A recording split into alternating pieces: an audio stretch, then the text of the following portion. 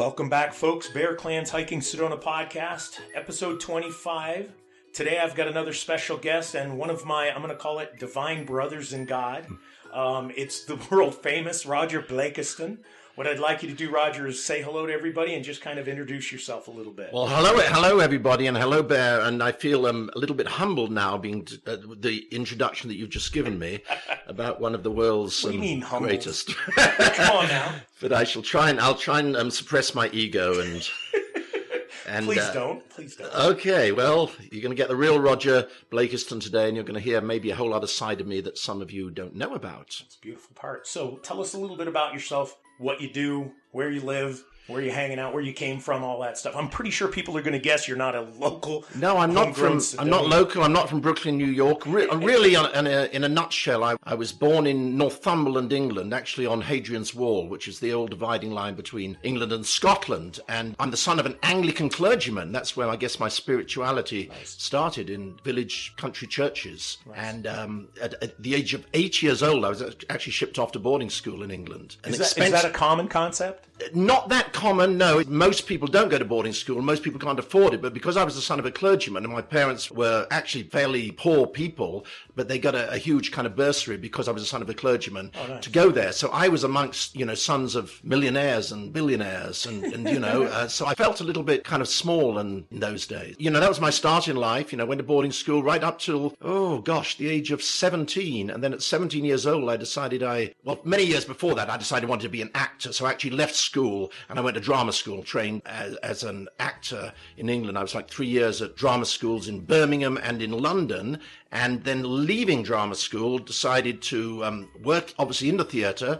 A bit of a struggle to get jobs, but maybe for about a year and a half I worked in the theatre, when I was offered a job in Italy as an MC, presenting the first ever Italian barbecue evening, where basically the tourists have like chicken and chips and unlimited wine, and I was there doing magic, because magic is something I was interested in since I was like 8 years old. But I thought, well, I could never make a living at doing magic. I would have to stick to maybe doing acting. But after the year in Italy, I ended up actually doing 3 summer seasons in Italy. Oh, no kidding. Then an amazing thing happened. I was on a television show, which is a little bit like America's Got Talent, but it was like a Britain's Got Talent thing. It was called New Faces. And this was years before America's Got Talent. Oh, years before America, yeah. It was actually, America had, I think, something called The Gong Show. The Gong Show. Yeah, yes. It was probably around the time of The Gong Show. And we're talking because I'm a very old man compared with you. Yeah, this is early 1970s. This was like 1973. Yeah. I got on this television show, New Faces. Yeah. And as a result of that, I was indirectly offered a job for 7 months as a magician on a cruise ship.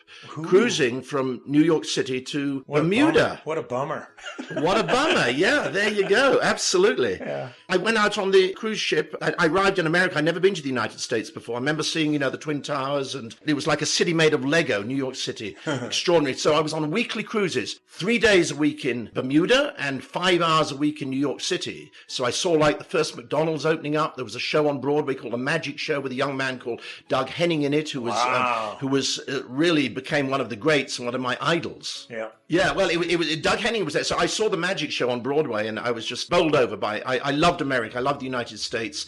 I will tell you one little thing, that on that cruise, I actually met a young lady called Carol, who ended up becoming my first wife. I was married to her for about 20 years. Okay. And she then became my assistant. And cut a long story short, we traveled all over the world. We worked for about 3 years on cruise ships. We lived in New York City. Yeah. This was, again, mid-1970s. Yeah. We got married in 1976. Then we decided we wanted to have kids. So we went back to England to have children on the National Health System. It's much cheaper. Oh, there you go.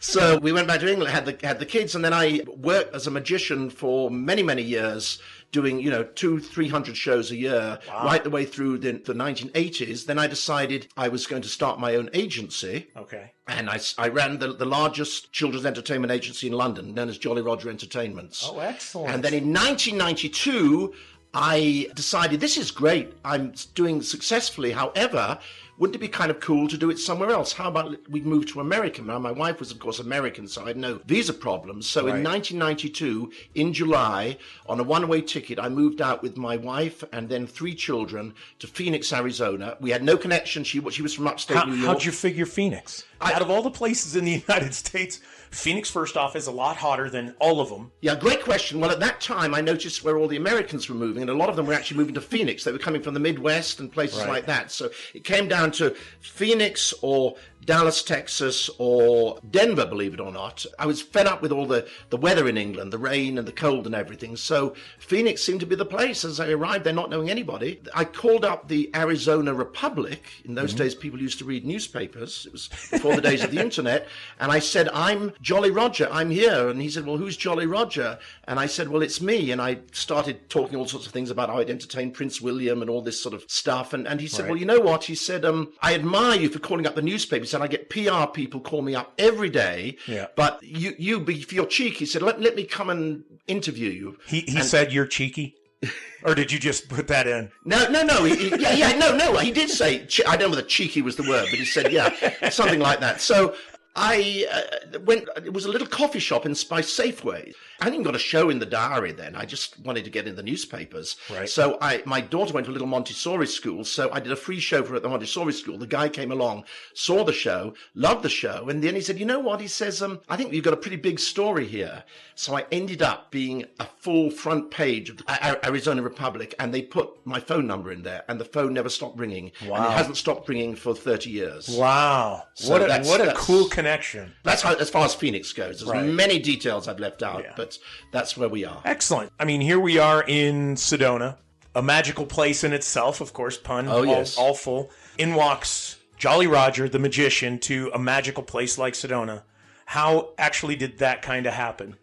My first marriage dissolved around the year 2000, and I met another beautiful young lady called Arthur.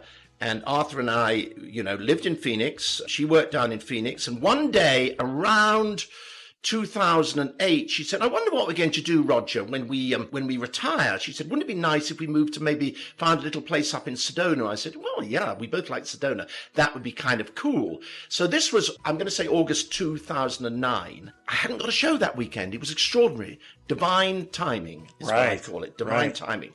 We went up to Sedona. Remember, this was the recession when, house properties had gone really, really low in Sedona. Yep. We came up not intending to buy, but we found one little place, and the price was like, it was just so cheap.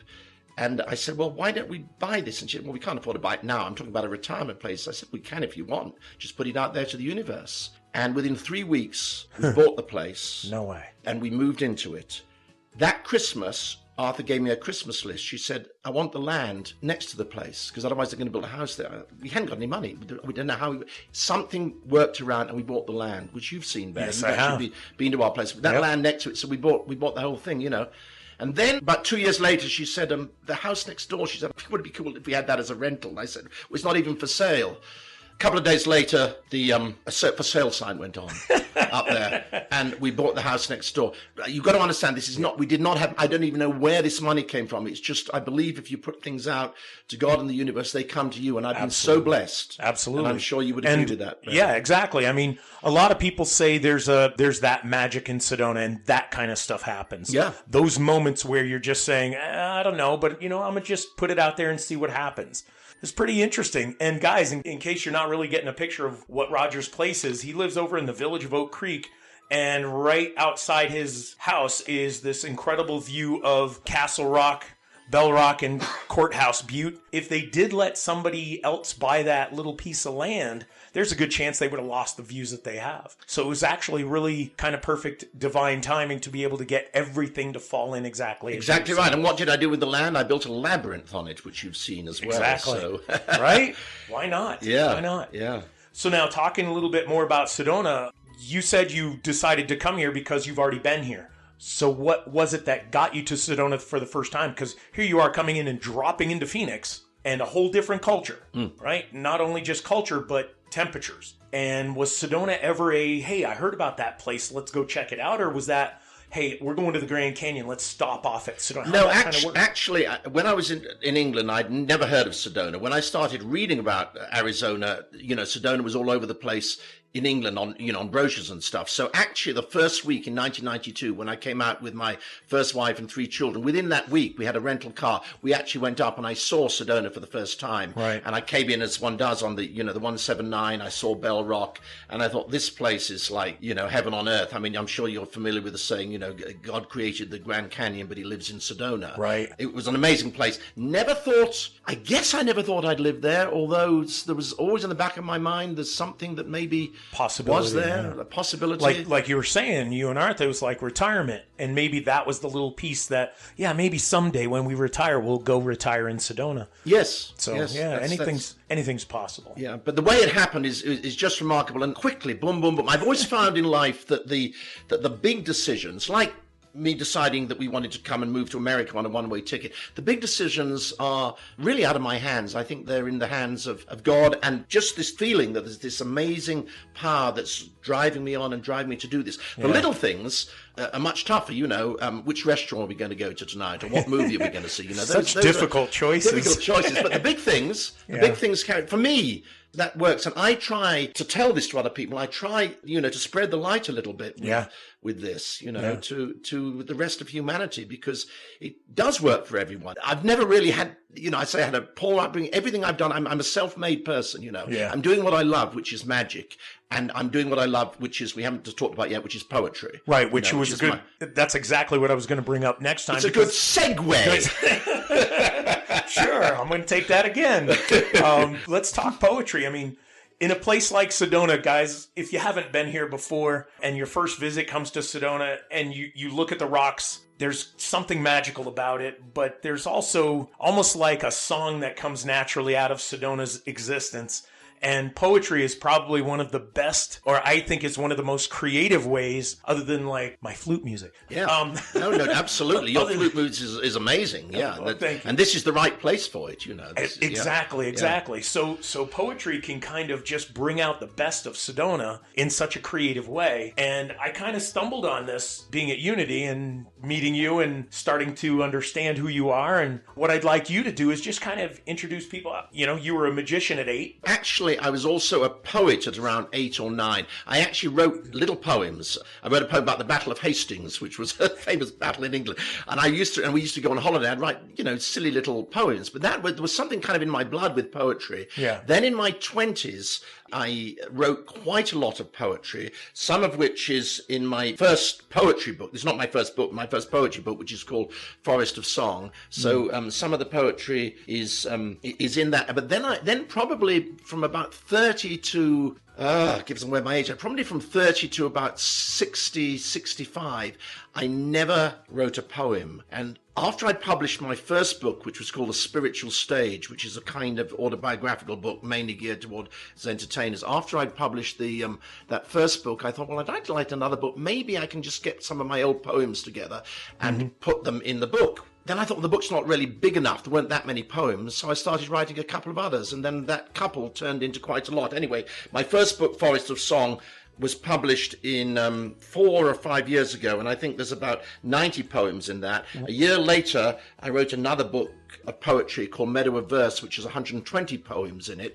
And I have my third book, which you may understand the title, which is not yet published, which should be published hopefully in a few weeks, and that is called Desert of Inspiration, which goes right back to what you were talking about, Bear, about the high desert of Sedona being a great place for inspiration. And absolutely. That's where I'm writing all my poems, and I'm writing at the moment. I'm like addicted to it, I think, like one a day. And what's really interesting, folks, is I've been blessed to be a little bit part of some of Roger's poetry over the last couple of years, but to be able to watch poets come out of the woodwork. Roger was almost tasked in a beautiful way to create a nice Facebook page to share poetry with the world. And he created the Forest of Song page. Now, before I get into the next thing, why Forest of Song, real quick? Yeah, I actually have to just slight correction on this. The reason the book is called Forest of Song is I have a poem that's called Forest of Song. A candle is lit in the Forest of Song as the witches come out in the glen, and the nightingales dance as if in a trance, all watched by the spirits of men. The fairies and elves and the goblins and gnomes all join in the banquet of fun, and a magical spell from a bottomless well causes even the tortoise to run. I won't read the whole thing, or say the whole thing, this is by heart. But that was what it was. So I had this book, right? Yeah. Forest of Song. Yeah. And I didn't know anything about, self-publishing, but I hadn't written the book yet. I just got the title. I got a few poems. So I decided to start a Facebook page called Forest of Song. And most of the friends of mine on this particular page were actually magicians. And they were advising about marketing and this, that, and the other, right? Nice. Then our good friend Michael Murdad had started a Facebook group called Friends of Michael Murdad. And several people were posting poets on there, and Michael was starting to get a few complaints that there were too many poems on there. So he said, why doesn't somebody go out and start their own spiritual poetry group? Well, I'd already got one. I'd already got the group. So the group was actually there even before. So with Michael's blessing, a number of people started coming over to the group and writing poetry. Right. Then the news started spreading that there was this spiritual poetry group, and people were saying, well, I'm not very good. I wrote a poem once. I was then encouraging them. I was saying, well, if you wrote a poem once, maybe you've got more poems inside you. And before I know it, people who were even, someone like Linda Winston Perry, who's actually an artist, never really written a poem in her life, is suddenly writing poems to go with her paintings. Absolutely. That's the way it goes. And what's really dynamite is folks, if you ever were on that page, you could watch throughout the day, people are churning and burning like 2-3 poems a day. Yeah, and then times, I don't even know how many people you got in there now, like couple hundred of no we've actually got about 550 members, but there aren't nearly as many as that, and a lot of them are actually some of the original magicians who, believe it or not, and I know this because I see the stats on it, are actually looking in and thoroughly enjoying these poems, but they don't write them, and some of them are, most of my magicians' friends are avid atheists, I have to tell you that, and they're kind of, but they're which is kind of cool. That's kind of cool, because here we go into Forest of Song starts almost becoming a more spiritual location for people to create. Yeah, that's right. And to have some atheists kind of dig in the poetry for the sake of what it is. Not maybe necessarily the deeper meaning, but maybe it is. I guess you'd only know if you ended up talking to them and saying, hey, you getting anything out of this? Yeah. Are you like figuring out that it might be something different? That's right. That's right. Yeah. So I've been blessed to be a part of this through doing things like collaboration work with Roger, especially. Yes, and I have to say, Bear, I mean, you are amazing on that. The work that you've done on the, the videos and the flute and the poems, it's just magical. It brings the whole thing to life. So I appreciate I love doing that. Yeah, no, it's. I get such a kick out of, and I've said that at the beginning when I first started dealing with the Forest of Song group, is I don't have a lick of poetry in me, but I play Native American flutes and I do create. Hang on a minute. I'm not sure that I'm over happy with your answer there. I think you have an inner poet in you. I think somewhere or other we're going to find that may come out. It may sure, anything could be possible. Twist your thumb. I think my music is my poetry. I believe that the words that I'm spewing out are a deeper connection for me to Sedona. So yeah, who knows? Who knows? But anyway, let's get back to you. Sure. So he doesn't like talking about himself. Not at this environment yet. Get me out on a Segway on a tour. Yeah, I'll tell you everything about me. So the concept of the Forest of Song and the gathering that you've created. Let's talk a little bit about Anthology 2, which is the second version of Forest of Song. Go ahead and tell people a little bit about the purpose behind Anthology 2. Yeah. The Anthology 1, I would say, which is not my book, that came out actually about a year ago. The Anthology 2, the main theme of it is like the dark night of the soul. So what we've done is we've collected, I think we've got about 40 to 45 poets there who've written up to 6 or 7 poems each. Yes. And this is a massive volume. There's been a delay on it. Our good friend Graham Hill, who's out in Scotland, who's been going through some of his own Dark Night of the Soul stuff recently, is really the brains behind it, you know. And when it comes out, it is going to be phenomenal. It's going to have 2 different versions, I understand. I'm just the kind of CEO of the company. And, just blindly do what you do. I designate, but this is what I understand, is that there's going to be 2. One is going to be in color, and one of them is going to be in black and white. And you, Bear, have done some wonderful promotional stuff on this. So we are hoping this is going to happen. I'm hoping I don't know when this broadcast is going up, but I'm pretty confident that this should be ready over the next few weeks. Okay. But, so let's dig a little bit more into the concept of the Dark Night of the Soul. Why don't you introduce people from your perspective of what that represents and then why the poetry kind of fell into place? Yeah, I mean, I guess the Dark Night of the Soul, it's not my term. It goes back, Michael Murder knows more about this than me, but I think it goes back to John of the Cross was the first person who used this. And it's basically that we all have 2 or 3 dark nights in our lives. And that may be the case, but I know that some people seem to spend most of their life in a dark night, and others like myself seem to have very little dark night. I wouldn't say I haven't had my dark nights, but basically it's the concept of, you've got the dark tunnel and then you've got the light at the end of it. There is always a light at the end, even if it happens after death, there is a light. I believe that we're all going towards the light. But what's kind of nice is if we can maybe try and all live a little bit more in the light, which I think will happen one day. Right. So the poems that are in this anthology too are designed around people expressing their dark night of the soul and the healing process, correct? That is correct. Yeah, I was just looking at. I should have prepared this before, but I actually have a dark night of the soul poem. It's called "The Dark Night of the Soul." This is one that I wrote in the book. But may I just read this? Absolutely, please. This might give people who don't know about the Dark Night of the Soul what it was in my perspective, right? Okay. Inside each fearful soul there hides a song. Within the darkest night there shines a light. The tunnel may seem endless, yet in truth the brightness soon will end each daunting plight.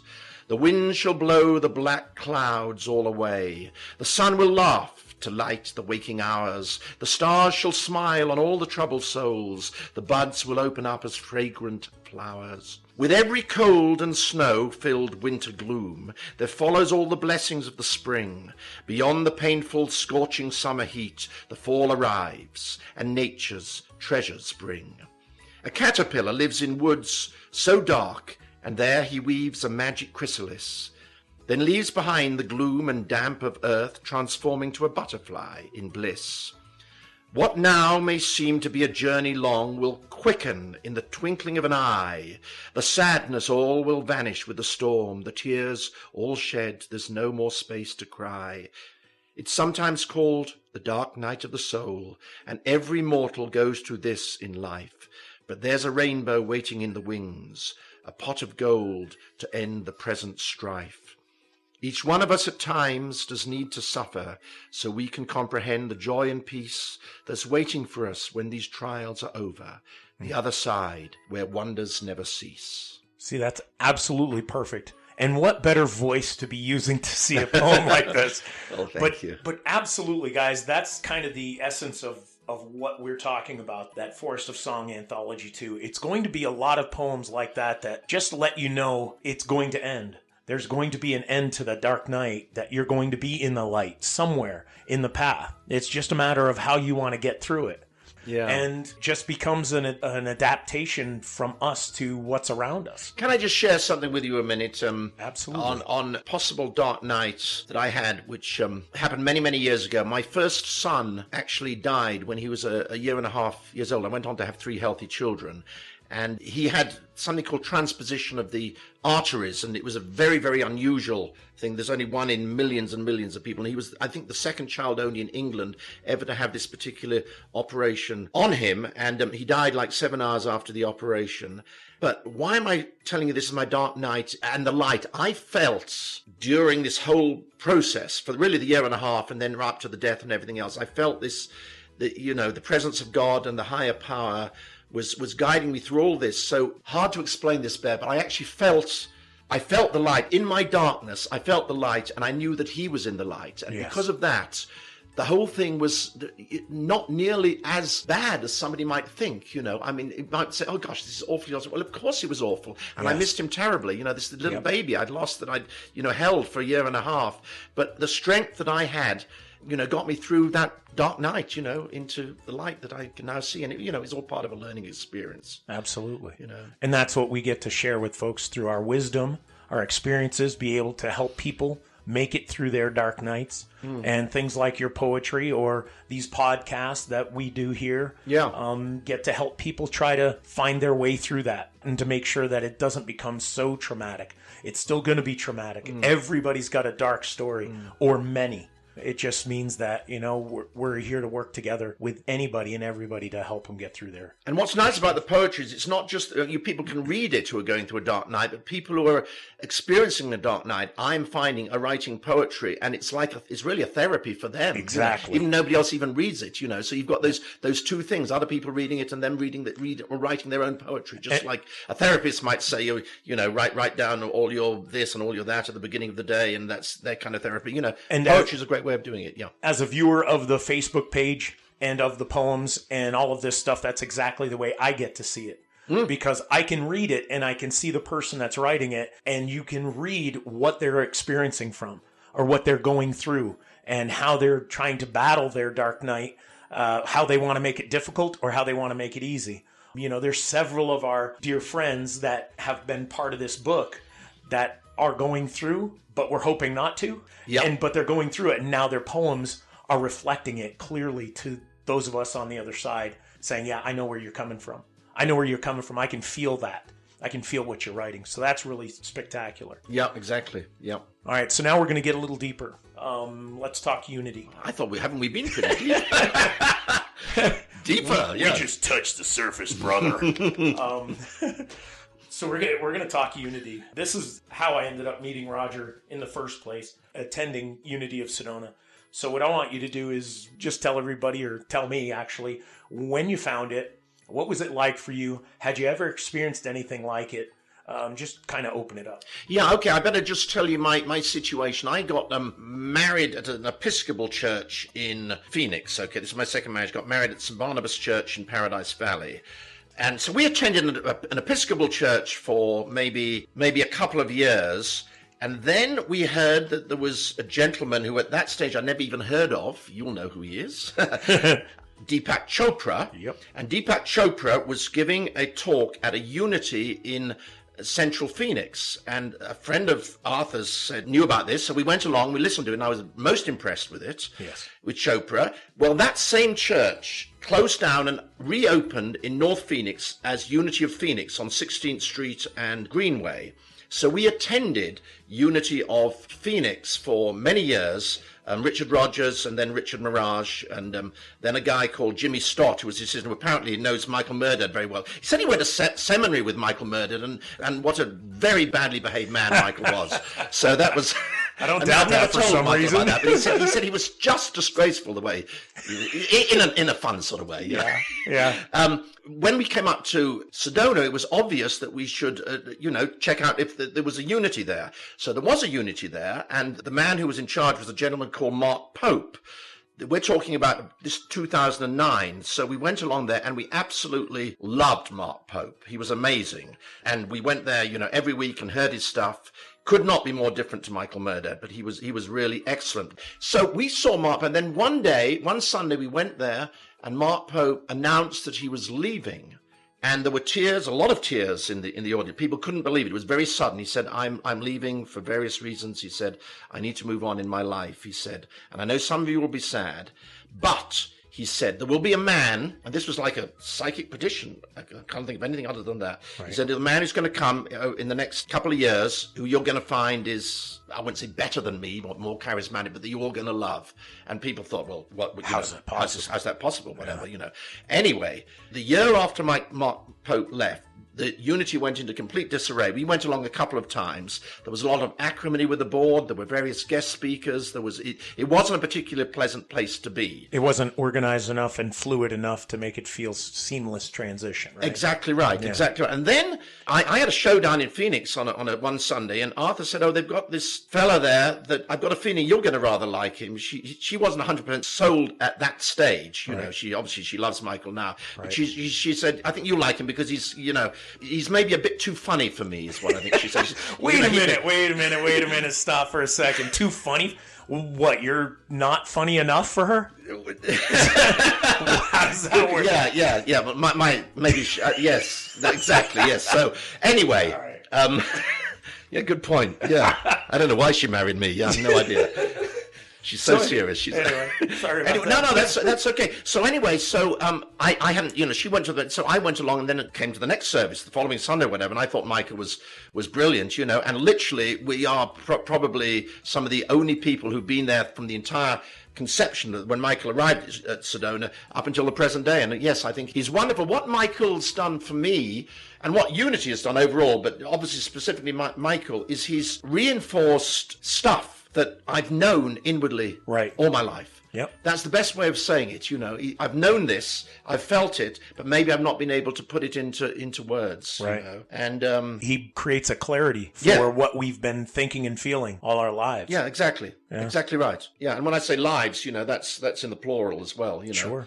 some out there may not believe in reincarnation, but I do. And I have to point out something, this is just a little by the by, is my father, who was an Anglican clergyman, interestingly enough, believed in reincarnation, which is very unusual and very anti the Church of England. And he actually wrote a book called The Pre-Existence and Transmigration of Souls, Doctrines in the Christian Tradition, where he actually took bits of the Bible and said things like, oh, well, some say that you are Elijah or one of the prophets, and, you know, that's actually talking about reincarnation. But, of course, strict fundamentalist Christianity does not agree with reincarnation.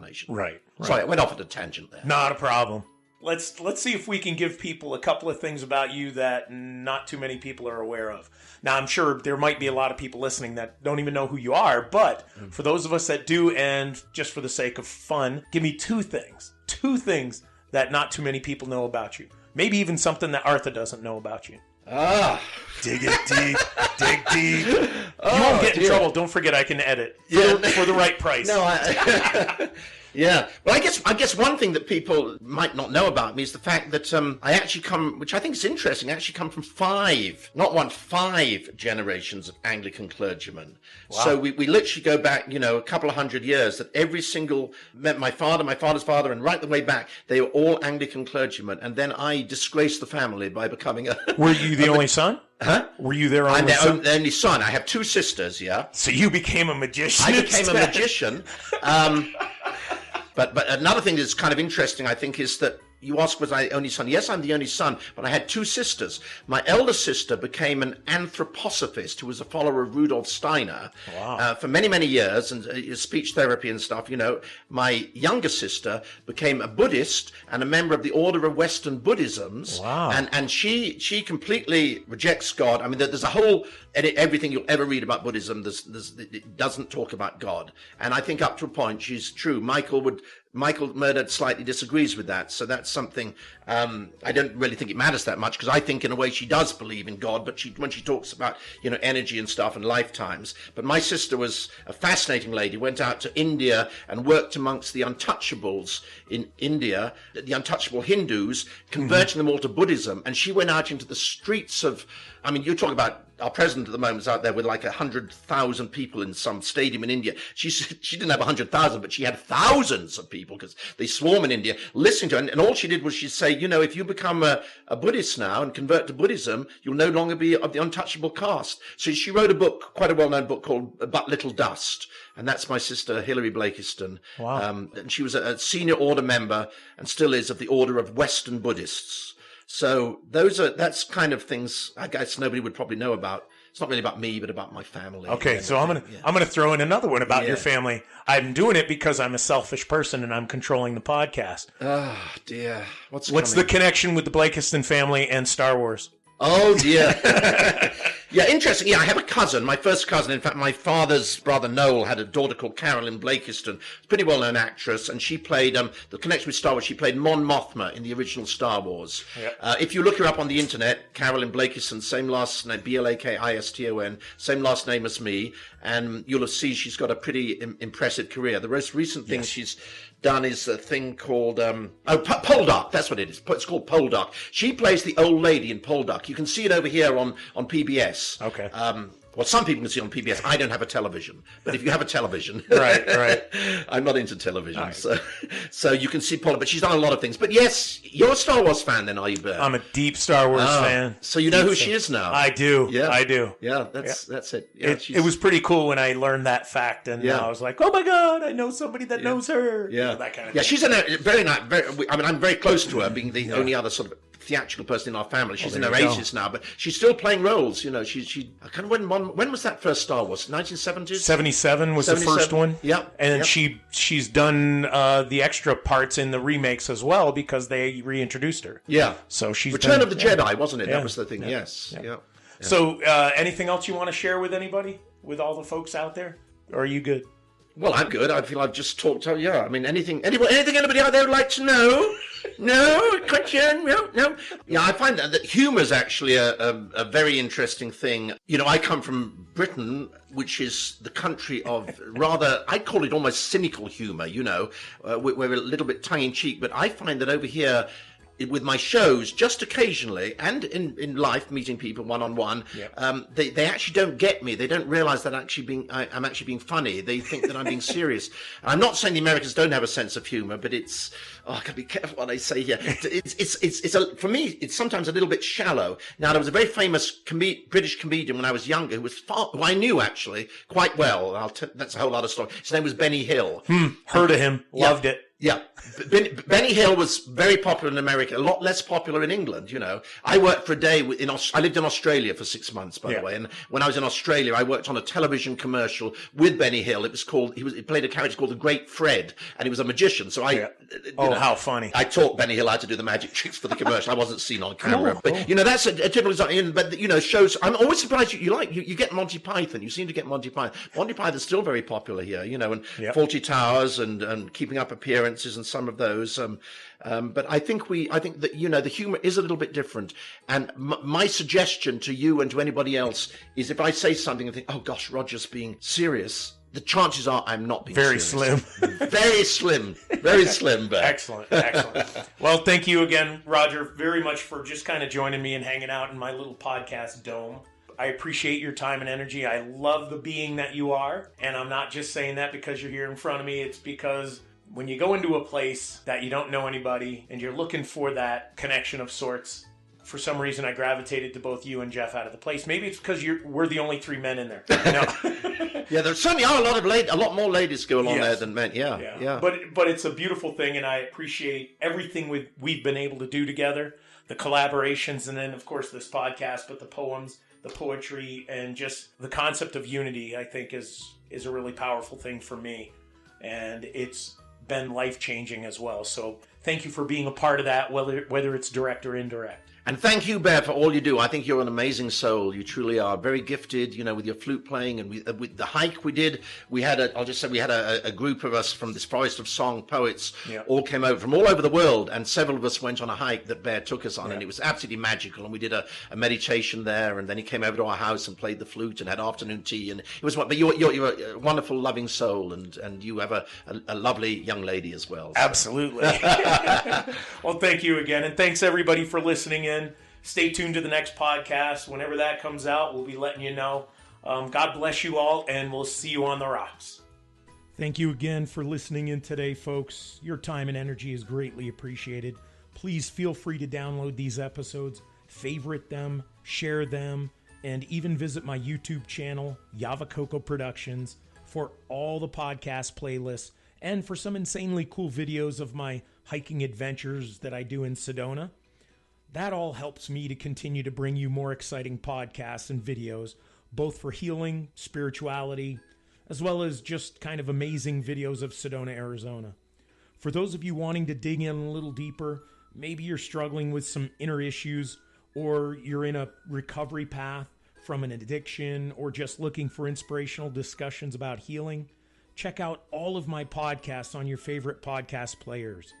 Titles like Path to Recovery podcast, Cognitive Awareness with a Touch of God podcast, Bear Clan's Hiking Sedona podcast, and yes, I even have one called Star Wars, The Bear Awakens podcast. We are here to help you, and what we're trying to do is offer you things that can help you for free. Plus, there's entertainment involved with a lot of these anyway. So thank you again, folks. God bless you, and I hope to see you on the rocks.